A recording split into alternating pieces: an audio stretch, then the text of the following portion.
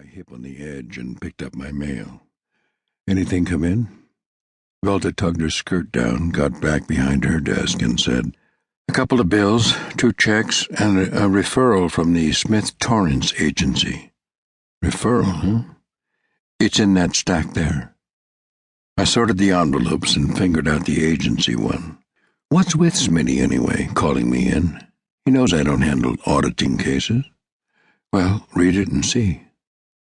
I yanked out the letter and glanced at it.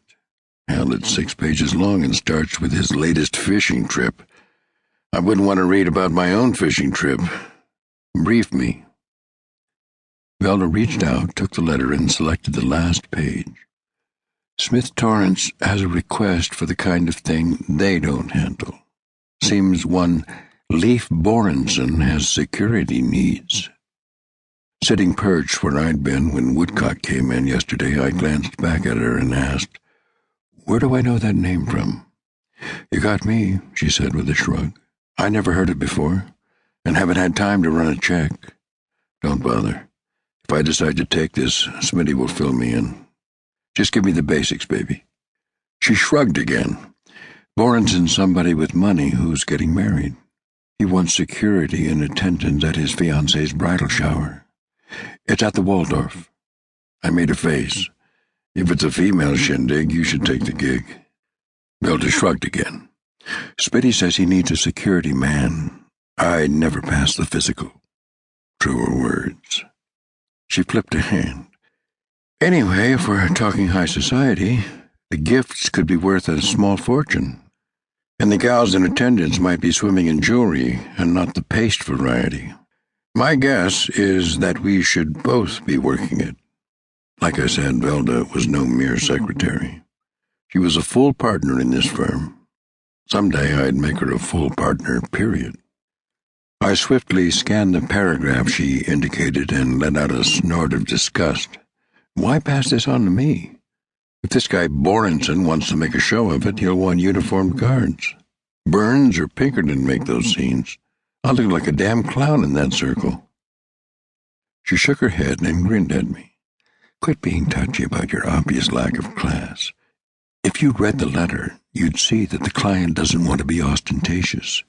He just wants somebody handy to avoid pilfering by the hotel staff and in the unlikely event of a robbery. Nothing you haven't done before." I said, "Back when I was scratching out a living, maybe. You're not all that rich yet." Balls. "See what I mean about your lack of class? Anyway, Smitty's doing you a favor." She nodded toward the bullet hole in the wall behind her and gestured toward the faint red smear across the way, made by Woodcock's insides. "Your recent surge of publicity gives you a stigma that may be off-putting to a certain breed of client." "Where would I be," I said, "without you to cut me down to size?" Her smile had something impish in it. "I'm the only person in town who would have taken a bet that you could have wiped that Woodcock character out the way you did. A guy with a gun in his hand, facing you down like that." Her eyes grew grave.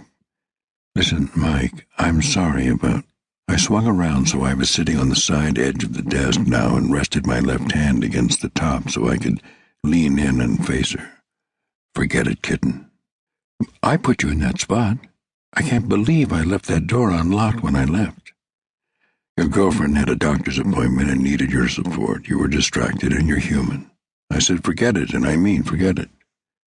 She touched my hand. "I appreciate that, Mike. I'm supposed to be as professional as you are, and, honey, stop. How did that come out, anyway, with your friend Karen?" Her big brown eyes were pearled with tears.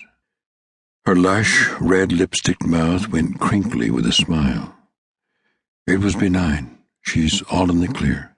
"Oh, that's great. That's fantastic to hear." The emotional moment over, Velda smirked up at me. "I don't suppose you're going to tell me how this played out."